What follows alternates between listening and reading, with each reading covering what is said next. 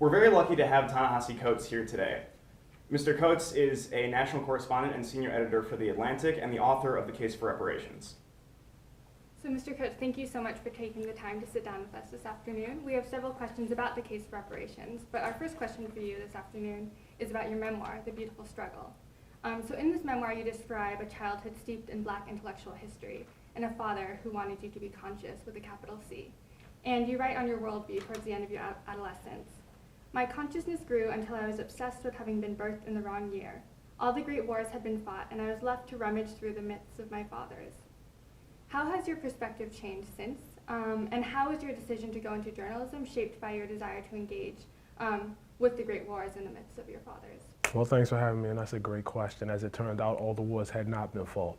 The wars are ongoing. The war is ongoing. The big war is ongoing, and that's what journalism is. You know, I mean, for me, you know, there are people who practice journalism strictly as a, you know, I don't know. I guess they're, you know, good at getting people to talk to them and good at writing it down.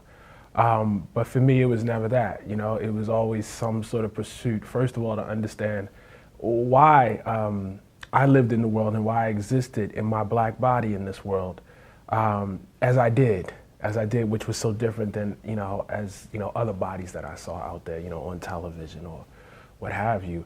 That was the first imperative. The second imperative was the long struggle that I was born into. You know, a struggle that, you know, goes back past Harriet Tubman, past, you know, Frederick Douglass, past Benjamin Banneker, past John Brown, to, you know, the roots and the origins of this country. The pursuit of journalism for me is the continuation of that. And really, you know, on mine, it's the desire to understand and to, you know, communicate that in some sort of, you know, deep and gripping way. Mm-hmm. Does that make sense? Yeah. Okay. So you often criticize Americans as being, not Americans necessarily at an individual level, but as a society as being unknowledgeable about their history, both on purpose and as a result of the society around them. And that ignorance shows in our public discourse and in public policy. Is there a way to correct that within the American educational system or within the political system? I don't know. And I would say that, you know, I'm not convinced that it's just Americans. I strongly suspect that the impulse to cover up what you've done in the past, the bad things you've done in the past, and illuminate all the good things you've done in the past, to, you know, take an opportunistic view of history is not particular to America. Now, having said that, America believes itself to be, you know, providential, a shining city on the hill, to believe actually to be greater than other nations. So often, I use that very fact that if you're going to say you're greater than, you know, you can't afford the sins of other people. You know what I mean? So it's not so much that, you know, America is partaking in a particular American sin. It's probably partaking in a human sin, but America is creedal and claims to be superhuman. Well, then, you know, I you know, charge that you have to act in that sort of way. I'm not sure that there's a way to correct through the educational system or through the political system, because the educational system and the political system exist as they do for particular reasons. We're kind of embedded in a catch-22. The people make the political and the educational systems, right? And then the educational systems and the political systems reinforce things within the people that are incorrect, which caused them to create the systems as they were in the first place. How that gets changed, how that gets shifted, I mean, that's the million-dollar question. I'm not exactly sure. My suspicion, you know, if you look at changes that have happened in the American past and, you know, and in the human past in general, is that usually there is some event that happens that is external to us. For instance, a war. Wars are always, you know, good events for this.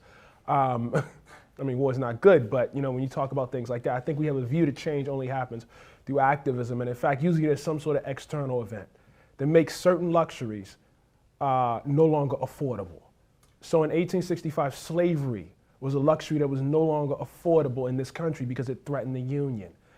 In 1965, segregation and Jim Crow was a luxury that was no longer affordable because we were within a Cold War and we were within 20 years of a war in which we saw what racism taken to its ultimate end could do. Absent that, the luxury of racism remains and other luxuries like that remain. So to follow that up, obviously you spent a lot of time in France. and Prime Minister of France, Manuel Valls, in the wake of the Charlie Hebdo massacre and the massacre at the kosher supermarket, called France's system of sort of separating its Muslim citizens from its secular Christian citizens as a system of apartheid. You wouldn't hear an American politician talk like that. So do you think that some countries deal with their ugly underbelly in a better way than the United States does? Well, you might hear American politicians, talk like that. Depending on, what level. You might not hear a president or vice president talk. Certainly, maybe a congressman, might talk like that or something like that. I don't know. I don't know that France is any better. I'm not convinced of that. My time there certainly didn't convince me that France was any better. In some ways, they might be worse in the sense that at least, we have open and direct conversations in a way that maybe they don't all the time. In some ways, maybe they're a little better because they have a notion of nationhood that does not necessarily have to be tied to skin color in the way that, it is here. I don't know. In your view, does the mainstream media support productive discussions on the structural forces of white supremacy in our society? And if not, do you think the mainstream media ever can play that role realistically? Well, yeah, I think they do. I mean, I wouldn't have a job if they didn't. I think the Atlantic's pretty mainstream, and they just put reparations on the cover. I think the New York Times, and some of their work does great work around this question from time to time. I did the New Yorker, they do, great work around this question from time to time. So, I don't think I actually don't think like the media did is actually a good explanation. I think what people are actually saying is that they want media to do more and to be more productive. But the question then must be asked, you have to take it a step further and say, okay, but why doesn't that happen? Why doesn't that happen? Why don't we have, the media that we want? And in America, I think that the horrible fact is that as much as possible right now, we have at least in theory a democracy. We are responding to who we are. Media is not an alien construct that somehow, was beamed down and just appeared in the United States. Media is responding to something. It is responding to a group of people. And so while there are people like me, who would love to have more constructive conversations on the role of white supremacy in America right now, in American history, is that a majority of Americans in this country? I'm not sure it is. Is it even a critical mass of Americans in this country? I'm not necessarily sure that it is. So I don't know. And how have you seen kind of trends in new media shape discourse on race? Has it been sort of a democratization? Yeah, I would. While not being too evangelical, I would say that. I would say that you have many more voices now than you did certainly when I first started in 1996. Mm-hmm. But do you think this also simultaneously allows for kind of more vitriol and more attacks? Yes. Mm-hmm. Yes. Yeah. Because the democratization is a neutral force. It's like a force of nature. It's a fact. It's not a good or bad thing. It's just a fact, and then certain things result out of that. Mm-hmm. Is it good to have that vitriol and that, for instance, take like subtweets on Twitter, and some of which are viciously racist, etc., or comments on, I read a piece on about the Horde, which is the commenters who comment on your blog, and why it will ultimately meet its demise because it's just too popular and there are going to be people who are racist trolls. But is it good to have those sort of racist views out? I don't see why not. In 1985 when I was a kid, Richard Cohen was writing in the Washington Post about why it was right for someone who sold jewelry to not let a young black man into the store for fear of being robbery. So racist trolling in the mainstream media is a very, very old thing. It's not like, again, Twitter didn't suddenly appear and then all these people started throwing things at the screen. That's not really what happened. Mainstream media across its history has hosted, all sorts of, mainstream, all sorts of racist trolling to much worse effect, by the way. If you want to extend the history out. There's a good deal of reading and research to be done on the era of lynching and the role newspapers played in that. And so, I think when you look at it historically, when you take the long view of things, Twitter is probably the least of our problems. Do you engage with those critics? The more eloquent or erudite ones, I should say. Sure. Sort of more in the mold of James Baldwin debating against William F. Buckley, who said that. Well, see, I think William F. Buckley is the perfect example of a racist troll. Yeah. I mean, actually, I don't even consider him, particularly, erudite or anything. I mean, I think he just had a kind of faux British accent, or maybe it's a real British accent. I'm not sure, but, particularly in that debate, I don't, consider him any more intelligent than any of the people on Twitter, with their vitriol. I mean, he's mocking James Baldwin's accent. I mean, that's no better than, what people, tweet out today. I don't see any difference. So I'm going to read a quote from an article that you wrote on November 26th, 2 days after Ferguson. I believe the title was Barack Obama, Ferguson, and the Evidence of Things Unsaid. The genre of Obama race speeches has always been bounded by the job he was hired to do. Specifically, Barack Obama is the President of the United States of America. More specifically, Barack Obama is the President of a congenitally racist country erected upon the plunder of life, liberty, labor, and land. So even recognizing the limits of the presidency, and you do this well in your piece, Fear of a Black President, do you think the Obama administration has made so far a good faith effort to improve conditions for African Americans? Sure. I don't know how you, I guess, I don't know how you argue that they made a bad faith effort. That would require that, you believe that, Barack Obama just not really care at all about black people. And I don't know how you would say that. I don't know how you would demonstrate that.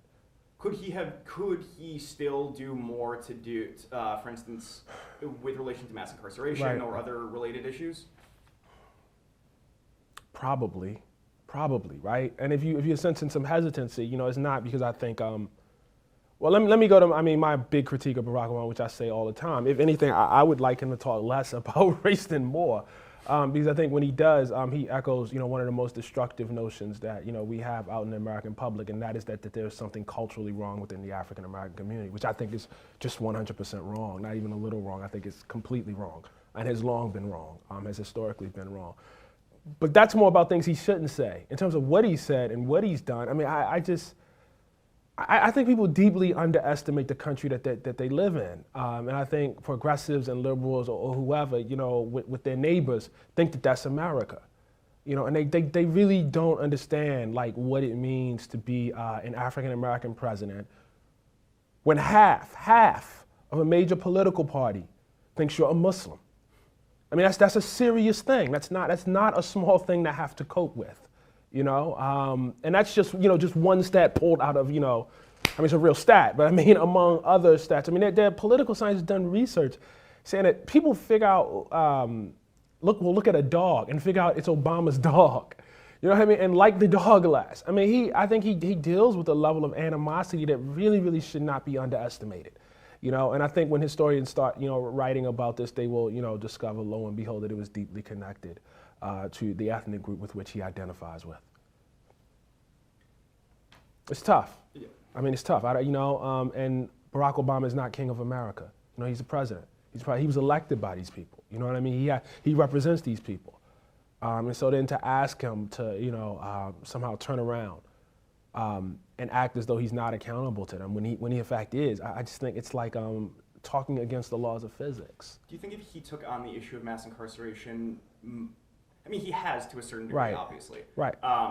But if he took it on as I hate to use this term, but the crusade of his final 2 years in office, would he polarize the debate too much for anything to ever actually change? Would he destroy the somewhat bipartisan consensus that exists about lessening rates of incarceration in the United States? Yes, possibly, but how could he truthfully take it on? One must listen. What happened in this country is in 1970, exactly at the moment that African Americans theoretically began to enter into the country, miraculously, the incarceration rate started to go up.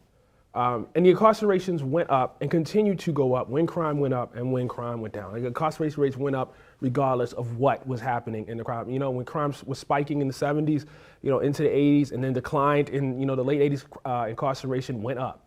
Crime spiked in the 90s, incarceration went up. When crime, dipped to historic lows, where we are now, incarceration rates kept going up. The thing to understand is in 1970, if you looked at the prison population, you compared African American and whites, it was already 4-to-1, 5-to-1 in some states. The ratio was already out of control. It was already out of control.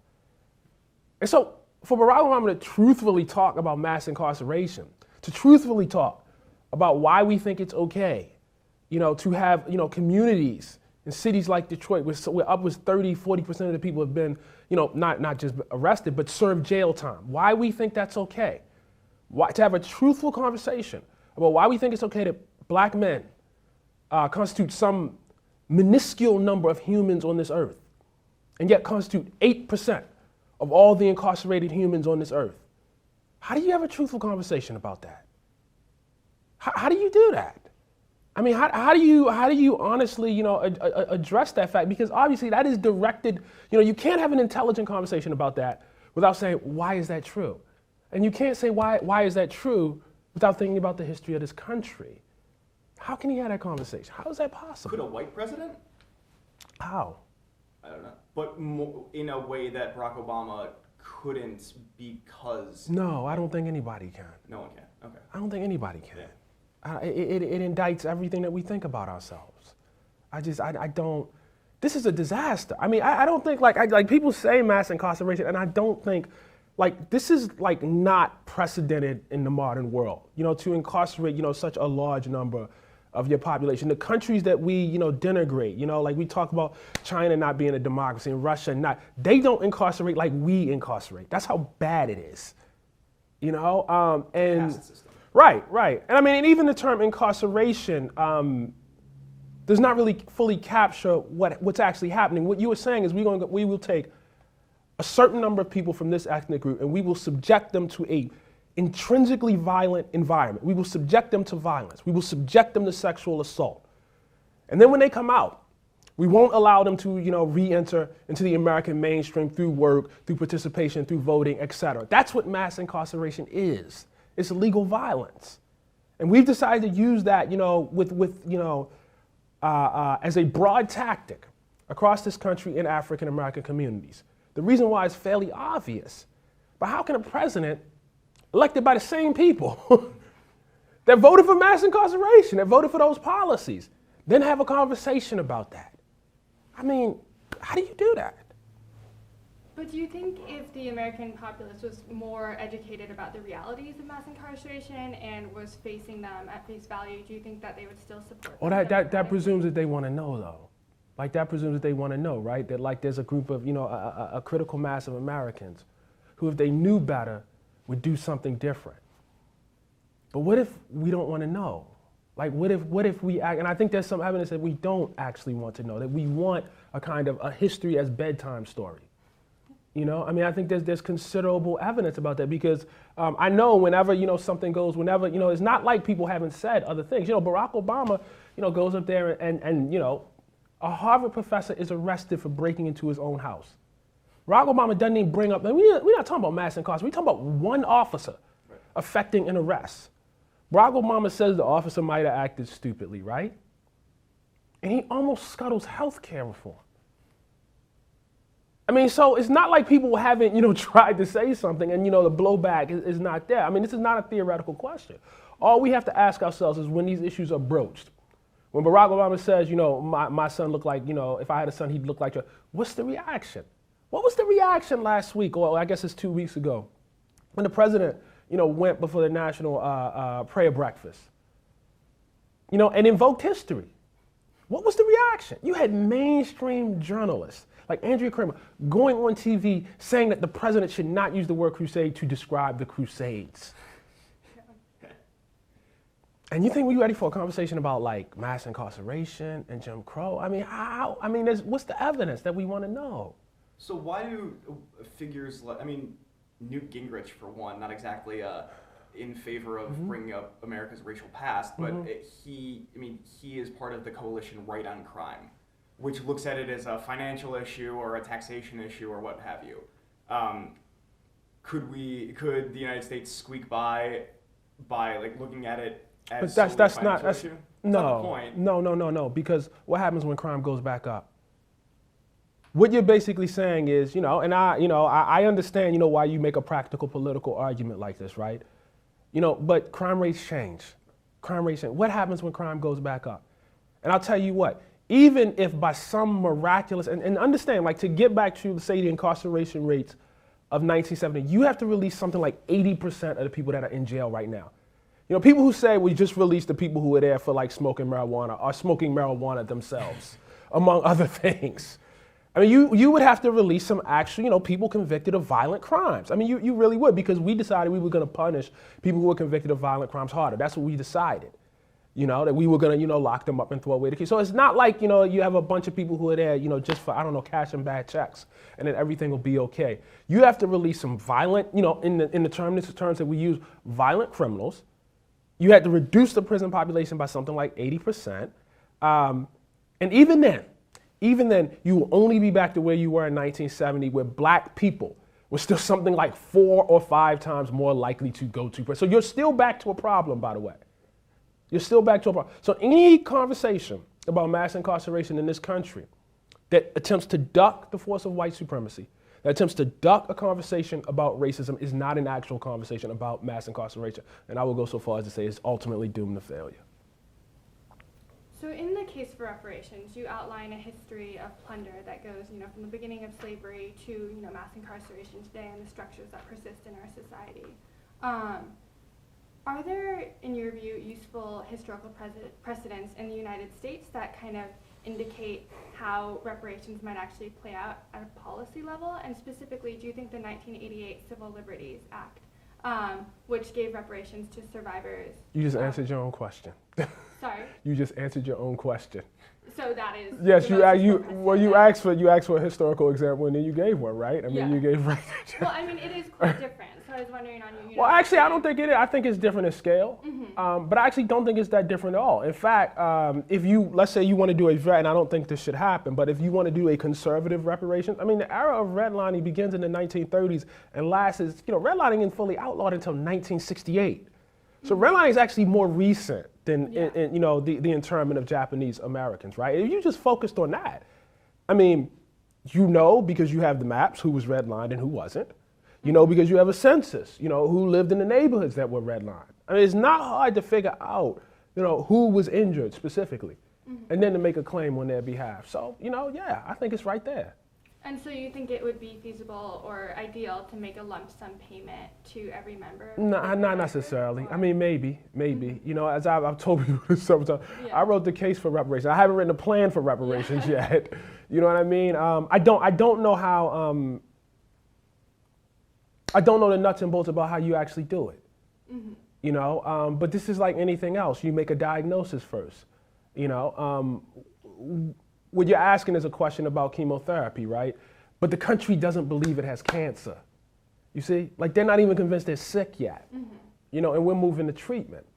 And so what I'm trying to do, what I was really trying to do in the case for reparations is make the case that we are in fact sick, that we really are sick. You know, and then we can talk about, what's the best way to treat it. But this current state, where we deny history, where we speak as though history is not a factor, is not, a real thing, does not have actual impact, it's just not tenable.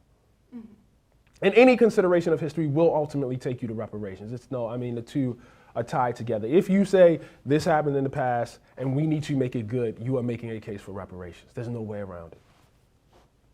So, looking at American history, actually, you said on the Fan Bros podcast a few weeks ago that that progress is, and actually you said it in this interview, that progress has been made in the United States because of outside forces, because of war, because of some form of violence. Right.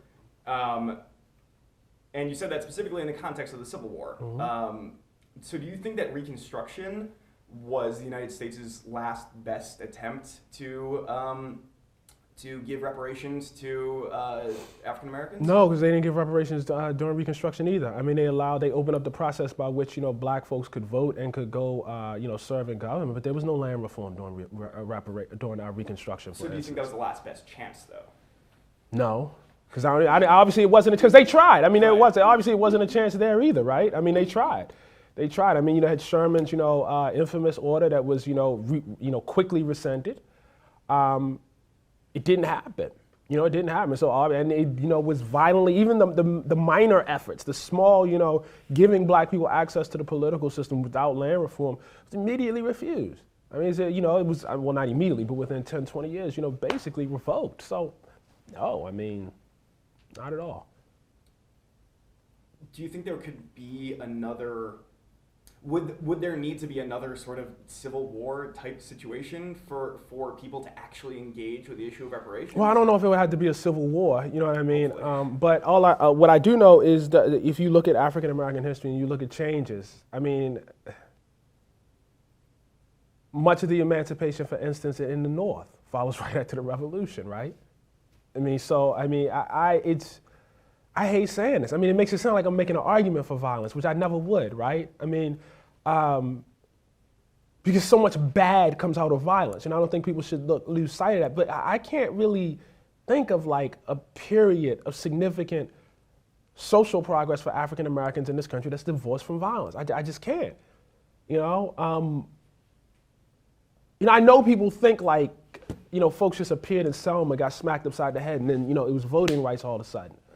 But they're like outside context, there are reasons for why that happened. And I say that with, all due respect for Martin Luther King and, for, folks who, really had all the courage in the world. But the thing that people don't understand, I'll talk about this tonight, is that plenty of people had courage before them, and they didn't win. Was that because they were weaker? And the people doing this, were they less organized? Were they less, a lesser generation of activists? Or did history change? Was there something, on the outside that was changing? Ida B. Wells had all the courage in the world. I mean, as a woman, run out of Memphis. They told her they were going to kill her and return to the South over and over again, investigating lynchings, wrote about it. Was there an anti-lynching bill in Ida B. Wells' time? No. Was that because she had less courage? Was that because she wasn't nonviolent enough? You can make the same case that King, with his lack of success in Chicago during the Chicago Freedom Movement, paves the way for the Contract Buyers League, who ultimately have certainly some limited success, legal success. Yeah. Although interestingly, I mean, this is like, nerdy housing history. He didn't want to engage in them. He didn't want to engage with the Contract Buyers League because he was mostly concerned with the very, very poor, and those folks were homeowners. So I actually think they would have been there without King. I think they would have done fine without King. Going back to the example of the Civil Liberties Act and Japanese American reparations, do you have a sense of what political forces came together in 1988 to make that moment possible? And do you have a sense of kind of what forces would need to come together to make that possible in relation to reparations for African Americans? Yeah, I think I kind of do. I mean, just a limit, and other people would know more. Mm-hmm.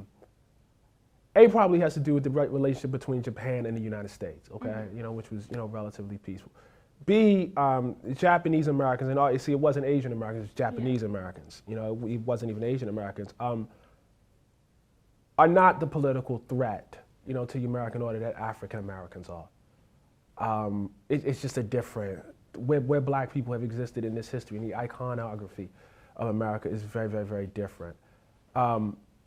People think of World War II as the good war, and the notion that we did this in our own backyard during the good war, I think, sort of riled certain people. I think the fact that it was a Democratic president, who did it helps a lot, makes the issue a lot more bipartisan. Because, Reagan signed the bill, and Democrats, typically being, fans of civil liberties, et cetera, could, forge a bipartisan, union there. I don't see any of those politics that work for black people, regrettably. I just don't. So do you think that the American left, in particular, liberals, miss the point when they look at racial justice or reparations in the context of class oppression, because it's sort of like saying Black Lives Matter as opposed to all lives matter. It's a sense that like a rising tide lifts all boats, and if we solve issues of class oppression, if we solve issues of poverty, then all the issues that African Americans face uniquely will be solved along with them. Do you think that's a mistake in approach, and it has consequences? Yeah. I think it's dead. I think it's deeply, wrong, and I think history has proven it wrong as an approach. I mean, that was the approach during the New Deal. Came right along with racism, That strategy presumes that white racists are stupid and don't understand what the left is trying to do, and it also presumes that racism itself and white supremacy itself is not an interest that poor and working class white people have historically identified with. And unfortunately, it's just wrong. It's just wrong. It's disproven by history. It's disproven by the populist movement at the turn of the century. It's disproven by, the New Deal itself. It's been disproven over and over and over and over again. It's disproven by, the results in the 2012 primary in Kentucky. I think Barack Obama, there's a dude who was in jail that got like 30% of the primary vote or something like that. It's just wrong. It's disproven by the primary in 2008 when people, when Hillary Clinton was running in Kentucky and people were openly saying why they were voting for Hillary Clinton, had no problem saying that they were voting for somebody white because they were white. History's just not on their side. And so people are free to make that argument. There's no reason why anybody who's black or anybody that's seriously interested in history should respect it. Does it ultimately result in positive things for African Americans? You mentioned, I was watching an interview that you did with Ezra Klein of Vox, where you essentially say that Obamacare disproportionately affects African Americans positively. And we should say that because that's a good thing, and that is a positive societal Yes, good. but see, that's a different formulation, right? True. Like what so you we don't say it. Right. No. But see, what you were saying there is here is a policy that will help black people more.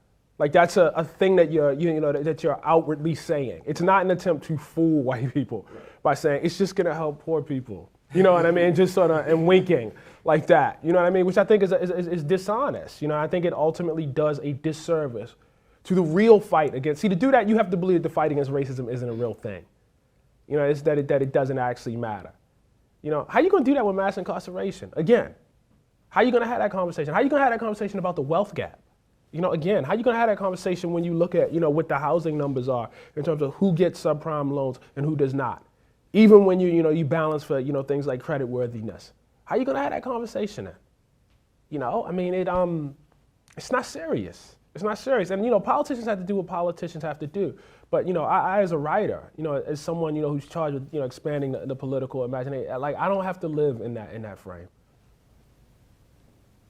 What role do you think that universities specifically can play in shaping public discourse on race relations? And more specifically, what can they do better to facilitate sort of a national reckoning with our history of racial violence and the structures that are in place today that perpetuate that? Well, Sandy Darity, who's a professor down at Duke, has a great idea, and he says that universities specifically should support reparations. And if you read, a gentleman like Craig Wilder's book, Ebony and Ivy, it was all about how, enslavement, and white supremacy are deeply embedded in Ivy Leagues in this country. There is absolutely, no reason why, there shouldn't be a campus, movement in support of reparations. I don't understand why at all. The history's right there, and you have, young people and folks who care about it.